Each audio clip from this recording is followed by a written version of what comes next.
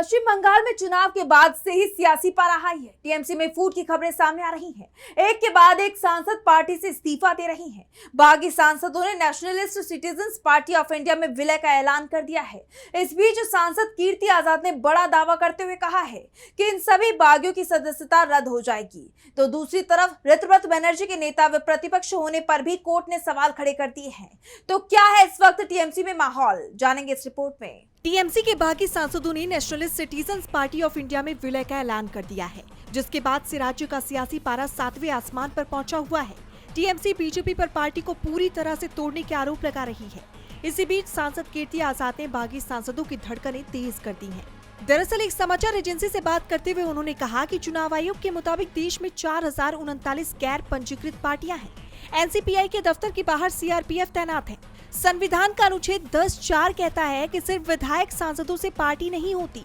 Party में संगठन, पदाधिकारी, कार्य समिति, पार्टी फंड, बैंक खाते सहित छोटे बड़े कार्यकर्ता होते हैं। सभी मिलकर विलय करते हैं।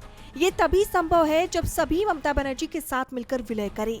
सुप्रीम कोर्ट का आदेश है कि ऐसे सांसद अगर किसी दूसरे दल में जाते हैं तो वो अयोग्य घोषित हो जाएंगे। अभिषेक बनर्जी की ओर से हमने यही चिट्ठी लोकसभा अध्यक्ष को भी दी है ताकि उन्हें अयोग्य घोषित किया जाए। इसके अलावा कीर्ति आजाद ने बगावत करने वाले सांसदों को बागी कहने पर भी तीखी टिप्पणी की।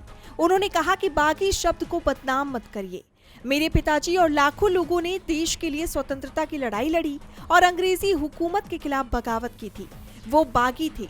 कुछ होते हैं भगौड़े जो जिस थाली में खाते हैं उसी में छेद करते हैं, जो मुखबिर होते हैं। जब सत्ता में थे तब उसका उपयोग किया और बुरा वक्त आने पर दुम दबाकर भाग निकले।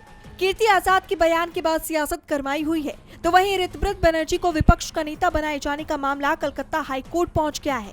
ऋतव्रत बनर्जी की नियुक्ति को लेकर हाईकोर्ट ने विधानसभा अध्यक्ष रथिंद्र बोस से कई सवाल पूछे कि क्या अध्यक्ष बहुमत वाले दल के प्रस्ताव को नजरअंदाज कर सकते हैं और क्या वो दोनों पक्षों को सुने बगैर नेता प्रतिपक्ष की नियुक्ति कर सकते हैं। दरअसल टीएमसी की तरफ से 2 नाम विधानसभा अध्यक्ष को मिले। एक नाम पार्टी के बागी विधायकों ने भेजा, जबकि दूसरा नाम पार्टी नेतृत्व की तरफ से भेजा गया। कलकत्ता हाईकोर्ट ने सवाल उठाया कि अगर नेता प्रतिपक्ष के लिए एक ही राजनीतिक दल से 2 अलग-अलग प्रस्ताव मिले तो विधानसभा अध्यक्ष को कौन सी प्रक्रिया अपनानी चाहिए। यानी कुल मिलाकर देखा जाए तो बागियों की मुश्किलें बढ़ती दिख रही हैं। डीबी लाइव की रिपोर्ट।